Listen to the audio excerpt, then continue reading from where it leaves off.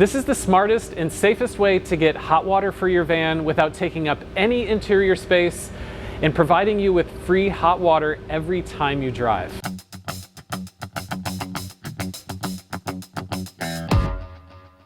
Check this out. This is the Incline water heater. It's designed to mount under the van so it takes up none of the precious space that you have to work with inside your van. And it also heats water in 2 different ways, which is really unique. The first way you can get hot water is through a heat transfer. So when you turn on the engine and it starts to get hot, the coolant system is looped through the unit, transferring the heat into the fresh water. And if you're stationary, you can also use the 12-volt heating elements. And being a 200-watt element, you can actually run this off of solar. So let's take a look at all the features on the unit. Starting on the inside, there is a heater core, and that is surrounded by a 3/4 inch layer of waterproof insulation. So that's what keeps the water hot even after the engine has shut off. And on the outside here, we have the aluminum housing, which holds the insulation in and gives it its final layer of protection. So the first thing I'll say about this is it's extremely strong, and being mounted underneath the van, you should expect everything under there to take some abuse. This unit has definitely been designed to take a licking and keep on ticking. So over here, let's take a look at the engine coolant side. This is really simple. Basically, from the engine, you run the coolant lines down. It goes in one side through a loop that's inside the water tank and then comes out the other side and back to the engine. Next to that is a pressure relief valve. So if the pressure inside the tank gets too hot, this will just release and blow the water pressure straight down onto the ground. And coming over here, taking a look at the water side, we have simply cold water in and hot water out. These are both 1/2 inch connections here. So if you're using PEX A or PEX B, you can just plug it right in or clamp it right on. And then we have the 12-volt heating element. So this has an adjustable thermostat, and it's super simple hookup. You just run positive and negative 12-volt wire to it. That can be straight from the batteries. And then you can adjust the temperature, and the temperature adjustment on here goes from 50 degrees to 190 degrees Fahrenheit. So you have a big range, all the way down to where you can just use it to keep the water warm, all the way to a quite high temperature of 190 degrees, which would actually need mixing down because that's too hot. And that's what makes up the primary heater unit. In this video, we're going to show you guys not only how to install this under the van and hook it up to the engine, but then we'll also hook it up to the water system and demo it for you guys. So make sure that you stick around for the full video if you want to see the unit in action. Okay, so it's time to mount the water heater. Step 1 is we're going to take the heating unit and mount it under the van. And in order to do this, if you have a jack like this, it makes it a lot easier to get it mounted up so that we can lay out the brackets and find out where we need to drill the holes. Mounting this, you want to have the 12-volt heating element towards the rear of the van, and then this, which is the drain plug, facing down.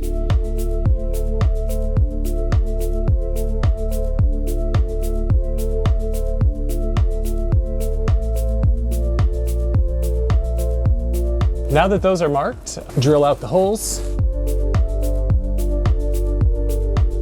Then do some protectant on it to make sure that it doesn't rust. And we'll set the rib nuts. And then we'll come back, put the heater back up and bolt it in.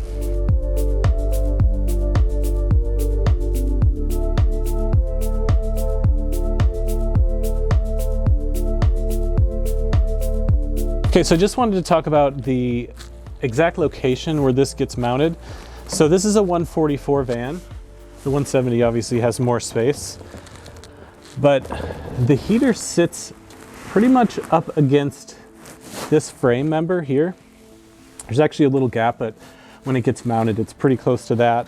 And then you'll want to put it as far forward as you can before it comes into contact with this little nub here, because otherwise it won't sit as flush. So if you look for this spot, which looks like one of the bolts that goes through the wheel well, or sorry, through the step well, push the heater all the way up to there. And then that will give you as much space in the back as possible as well, because you'll have to do some plumbing here and hook up the electrical parts. One of the best things about this heater is that it doesn't hang low at all. As a matter of fact, when you come and look from the side of the van, you can't see it at all. So it's not reducing any of the clearance. You really have to get under to see the van. So it's tucked up really well. And it's always a concern. Anything you put underneath the van needs to be well protected. But just by the design of this, it is far enough up that it's really not in danger of coming across anything that the rest of the van wouldn't be coming across either. In order to access the location where we're going to tap into the engine coolant line, which is the most common question people have, the first thing we want to do is remove this air intake box here. That will give us easy access to the coolant system. And then this is the specific location we're looking for. So you can see this hose is clipped on, and you can just pop that off. And pretty much right here, above or below this, is where you'll want to cut the line in order to tap in to go to the water heater. So go above or below, because then you can use this clip again as a way to secure the hose. So this is a 3/4 inch heater hose, and seems to work really well. This is the same size that the factory engine uses and that the heater has on it. So 3/4 hose, and if you get the included installation kit, the hose will come with it. But essentially what we're gonna do is go from underneath. So Chelsea will be under the van and feeding this up behind the heat shield that is next to the exhaust. And then I'll be in the engine bay kind of looking for it and help pull it through. So we got the first hose pulled through, and it was a bit difficult trying to fish this one through from the underside. So instead we're gonna tape it to the hose we already have pulled through, and then we'll just be able to pull it, fish it through the same channel, and it's a lot easier once you get the first one through. The second one seems to want to get caught up. Now that the hoses are pulled from the engine compartment down to the heater, we're going to go ahead and connect the heater to the hoses with these shrink fittings. And these are really nice because, first of all, they're a really clean look. They don't have like a twist clamp, which has some parts kind of exposed.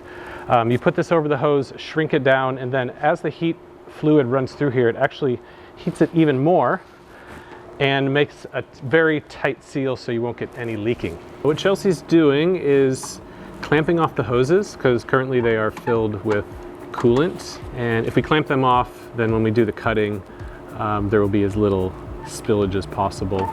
We'll put a towel underneath this so that we're not getting coolant spilled on the engine. Okay, the patient is open.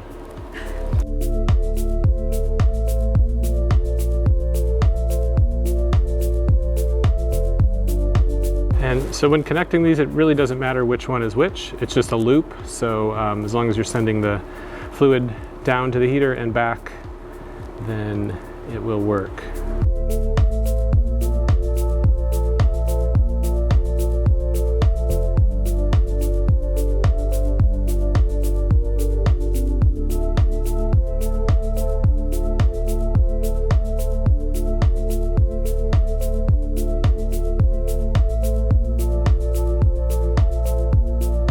Next step is to attach the hoses that are underneath the van using these clamps. So we're going to secure them up to the frame, make it nice and tidy so the possibility that it's going to catch on anything is reduced as much as possible.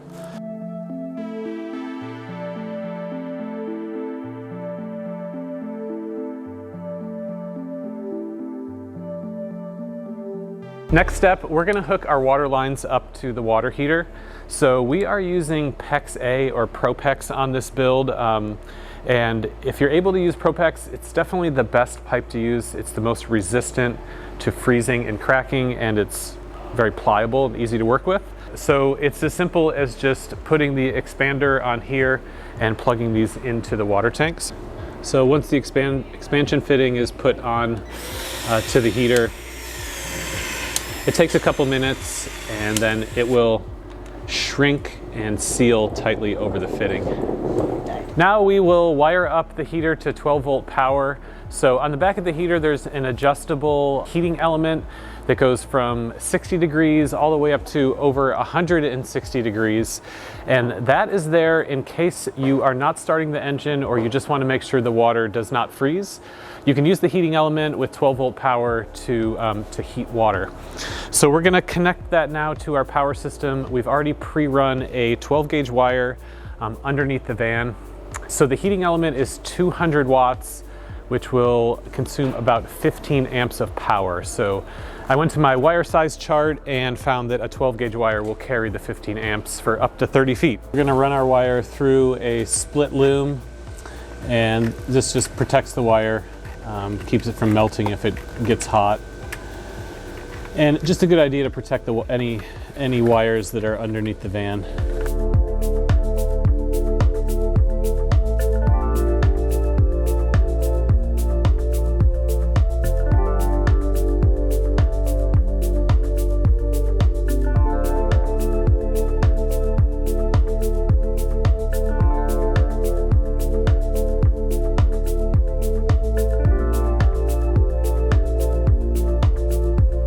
We're down to the final steps. What we're gonna do now is add some coolant, because the new lines that we put in obviously are gonna need more coolant in the system, and this is the Mercedes OEM antifreeze coolant.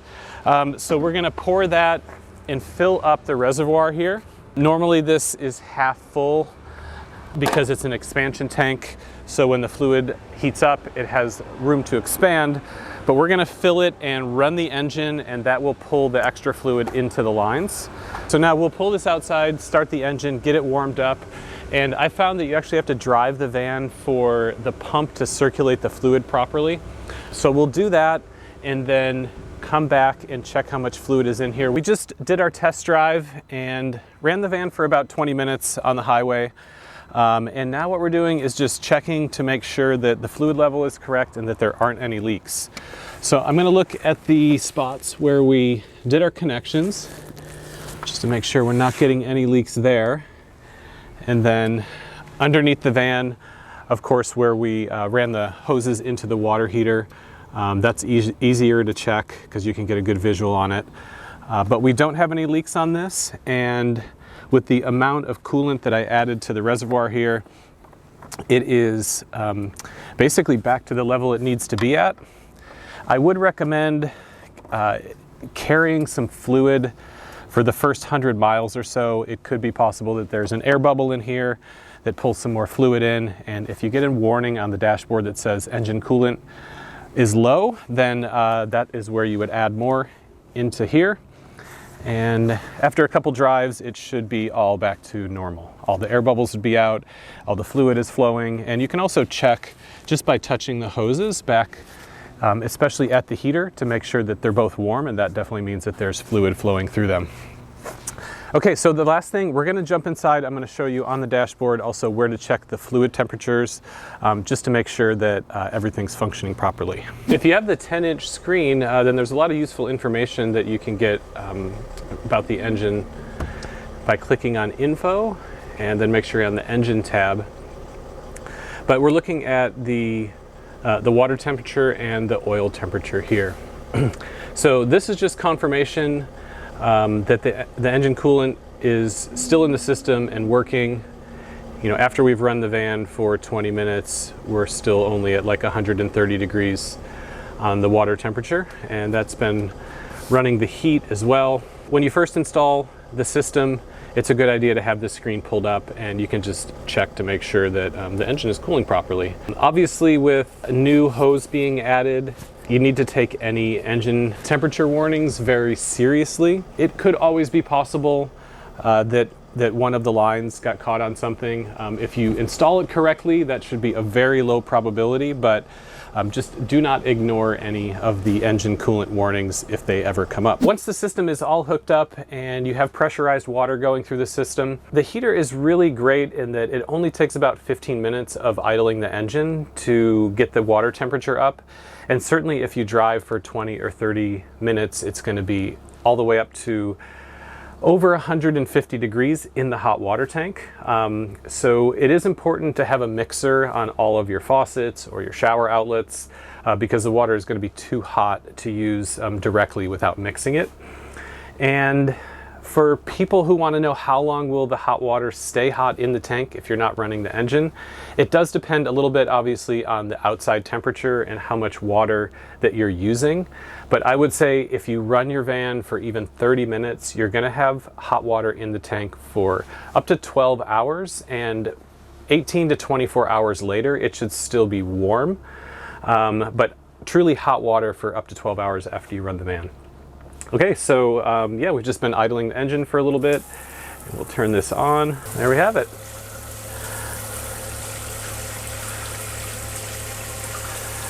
So we've got hot water just after idling the engine. Definitely hot enough to do dishes with and hot enough to shower with. And again, given even 15 to 20 minutes on the road, and all the water will be heated up to the appropriate temperature. The reasons that we consider this to be the best water heater, and why I always say that every Sprinter should have one of these, is because it doesn't take up any room inside the van, so you don't have to design anything around the water heater. It also adds 4 gallons of extra water capacity to your overall water system, and most importantly, 95% of the energy that you're going to need to heat water is going to be provided free from the engine coolant system, because if you have to use your batteries exclusively to heat up the water, it requires a ton of power. And for people who are power conscious and don't have a lot of battery capacity, this is definitely the best way to go. All right, so we have tested the system and everything checks out. This job is done. And now this van is going to have hot water on board for the rest of its life.